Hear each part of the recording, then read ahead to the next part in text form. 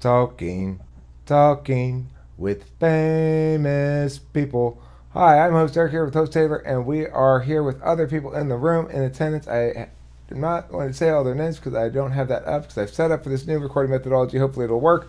We're beginning this by talking about what the topic is, namely three different types of conversations that sometimes happen here. I'm talking with famous people. The first one is a comment drama kind of conversation. We've got some relationship with a sister channel of sorts or a competitor channel or whatever you want to call them, MBTV, who is, you probably know about them. If you're watching this, you probably know about them. Anyhow, let's start. Here's the first video. This was back from July 10th, 2016, and it's a little sassy. I'm starting it at around 20 seconds here. Now, he is a certified MBTI practitioner. That's right. He's been certified to practice MBTI. Okay, so I start out with a little bit of a joke there about his practicing and not taking it very seriously. Of all the things I said in this video, and it gets a little even sassier later on, but this is the one he actually seemed to take some offense to, which I can understand why. But the point is, I'm going to scoot ahead now to about a minute and 40 seconds. If they run over these people or cause a lot of noise or problems with that, and sometimes they do this unknowingly. Okay, Chad, you're entering this question about the disagreement without presupposing anything for us to work with here about who's actually right and wrong in the conversation. You see, you're saying there's a dispute here, and EHP is involved in it, and the EHP needs to do blah, blah, blah, blah. You're assuming that all resolutions of the dispute are equal, but they're not. And whether or not the dispute should be resolved in a way... Yada, yada, yada. So I'm being quite... for no reason at all. I want to stress that going into this, I had not interacted with them at all. I didn't have any opinion about them at all. I just saw that someone had made the questionable choice of making a video about ENTPs, giving them advice. And so this is what I did. So regarding, have any of you guys there watched some of this as well, and what do you think? I can't hear you, Taylor. I haven't watched any of it, but I certainly will. I'm very excited to watch some of it. And I guess my thought is, why would you be surprised or offended if you're making a video giving ENTPs advice and you're a practitioner of MBTI? Well, we'll get to the next video next. I'm going to go to one more part at the end. The part that makes me cringe and go, hey. One thing I do a lot in this video is I do the Chad. You know, like, Chad. No, Chad. It's like, shut That up. is some bullshit. That is some bullshit to receive. Yeah. It's very presumptuous without being namedly. Without making it. Yeah.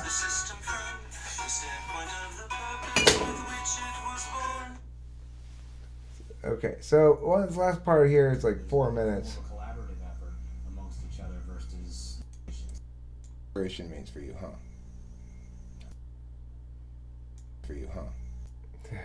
Chad, does collaboration for you mean Chad tells people what to do? Chad, does collaboration for you mean Chad tells people what to do? The thing is, when I watch this, I think, oh my god, that guy is such a fucking douchebag. And I'm not talking about Chad, right? Collaboration means for you, huh? I bet collaborating with Chad comes with lots of rules. I mean, it's a poor form of self-presentation, but a really good way to win an argument. since they have this innate ability to look at multiple. Watching this video is not a practical Behind closed achieve doors. your manipulative goals. You know an understanding of this win-win question that's vastly more sophisticated than the one you're presenting. That cat is Assuming unruly. your audience is filled with idiots. The other thing I do there at the end is I I use a. I don't use the words, but I do what Nick tried to play on me this morning, which is basically I refer to him as being intellectually dishonest. That you know a more sophisticated understanding of things than you're telling people, which is not, it's a weird criticism to offer, uh, especially in such a morally indignant tone. Anybody else have any comments on this thing? Emma agrees it's hilarious. I agree. So far, the few seconds I've seen is hilarious. Okay, so anyway, as soon as I made it, I was like, I shouldn't have made that. And I started sweeping. I made a bunch of sweeping videos that may or may not have done any good. I don't know. They were like weird, subtle subtextual sweepings. Like. Uh, anyway, I mean, it wasn't that subtle, Well, I but mean, regardless. just the kind of thing. That's just the kind of thing that would like. It's like it'd be like a rock in a Ian TJ's shoe. I, I I mean, the thing is, I just threw out a lot of fucking flack, basically. You know how when the airplanes were used to be under attack by certain kinds of attack things, they'd shoot out flak, and then the things would hit the flak instead of them, right? Is that how it works? I think so. I believe. I haven't flacked anything. Okay. Well, anyway, I sent out a lot of flak like that, just sort of random shit to get in the way of any potentialities. So let's go on to the next video here. Chad makes a surprise visit to.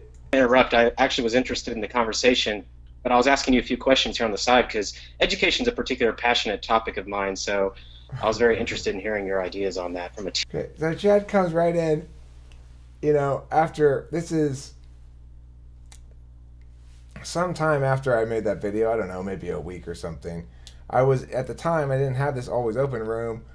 I was just having to put up announcements, so it would have had to coordinate it with his schedule when he saw an announcement, yada yada yada. At some point, he came in the room, and he launches right in with like, I'm really interested in education, and I want to ask you questions about education, which caught me a little off guard, as you can see from my long beard and facial expression. TI angle. Well, I'm very happy you're here, and let me just do the intro here again. I got you did the intro there. I can see that from your long beard. I started recording. We got a little bit of that stuff, but welcome to Talking with Famous People. My name's host Eric. I'm here with a very special and surprise guest, Chad. Basically, the gist of what Chad does in this video is he kills it, right? He comes in and he's like not offended or anything. He's like, I thought it was funny. Oh yeah. He does a great job with it. He's a little stiff. He's a little less stiff now than he was back then. This was from July 17th, 2016. And he's, the first comment out from Gray Label, which is, I still think she occasionally comments on things, it's very strange seeing Eric being much calmer and not talking as much in the video. It's also really strange seeing Chad smile in a video. Two extrovert dominant individuals going back and forth. I agree that I probably talk less back then. I mean, I probably in general talked more back then and talked less in this video with him. Okay. So, anybody else have any thoughts or comments on that?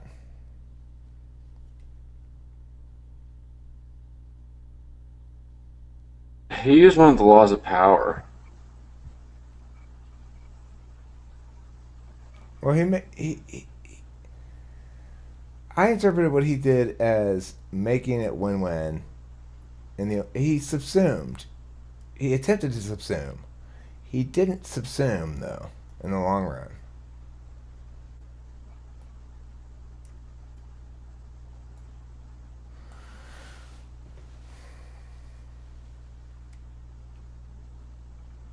I mean, it just seems it may or may not be a law of power. It just seems the most and correct choice to make from a strategic perspective.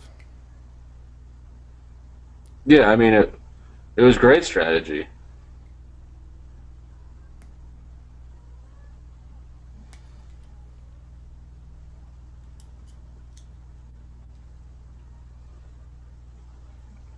I think the significance of win-win strategies is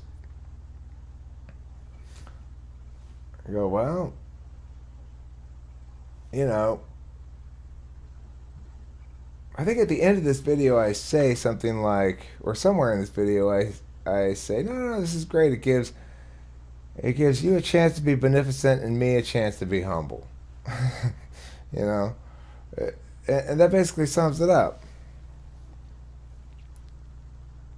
It's not like I wronged him exactly, but he can come in and play the FE position of the bigger man, like the one who's less petty. And then I have to, of course, what's my counter move? I've got to be objectively self-critical without being self-deprecating in that context. I can't be deferential at all. But at the same time, I've got to. It's a tricky line to walk. It's tricky. Neptune's identified the line. What did he say? And when I say that, I don't know that I'm necessarily agreeing or disagreeing. That's sort of your best bet when dealing with an ENTP. They refuse to be wrong, will use any language to prove their rightness. They're not opposed to win-win necessarily, though. That seems to be the extent of their concept of harmony. There's win-win. But Neptune, I mean, that they refuse to be wrong thing is inaccurate. I can cite examples to the contrary. But you have to actually be right.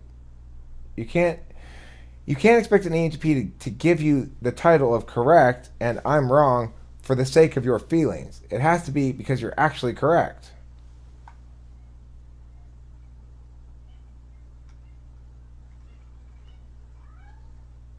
It was a drunk rambling, half joking really, mostly pushing buttons on a keyboard.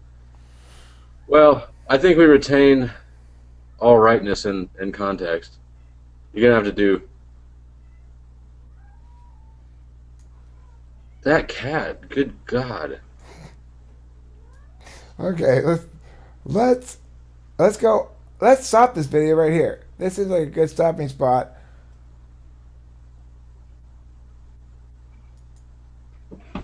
He said, let me read it. He said they refuse to be wrong. I don't refuse to be wrong. I am sometimes wrong. I am wrongness avoidant. I try to avoid wrongness as best I can. When I am wrong and I'm caught, like I was by Nick this morning, when he successfully demonstrated that, in fact, he typed much more closely to the dominant description than he did to the normalizing description, I had to concede the point. I tried to fight it for a second, and then I was battered back, and I was just like, okay, yeah, you're right, you got me. It's not the case that I refuse to be wrong. It's I look at what's being presented to me.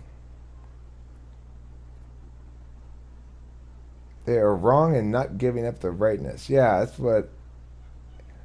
Right, Neptune, don't play... That's what they call extensional pruning. Don't be pruny. Don't be a pruny prune. You know what prunes do? They say, I just said I'd install your air conditioner for $100. I didn't say it would work when I was done. That's what prunes do. Okay? That's called being pruny.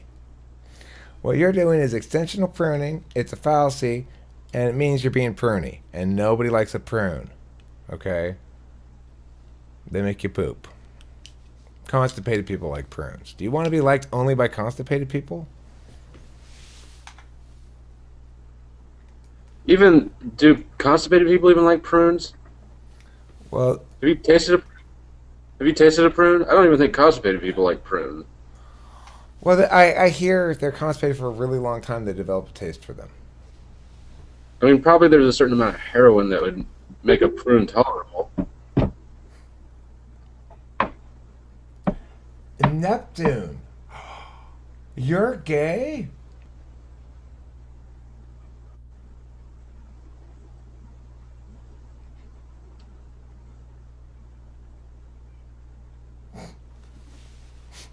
All right. You get a point for that one. You get 1 point for that one. All right. Thanks for watching Talking But with Famous People. playing the gay card. He loses the point for playing the gay card. And he's going to lose another point when he says he's joking. When he says he's just joking, he's going to lose another point. But this time he was. But you don't. We shouldn't have to sift through the real jokes and the not real jokes. But we already have.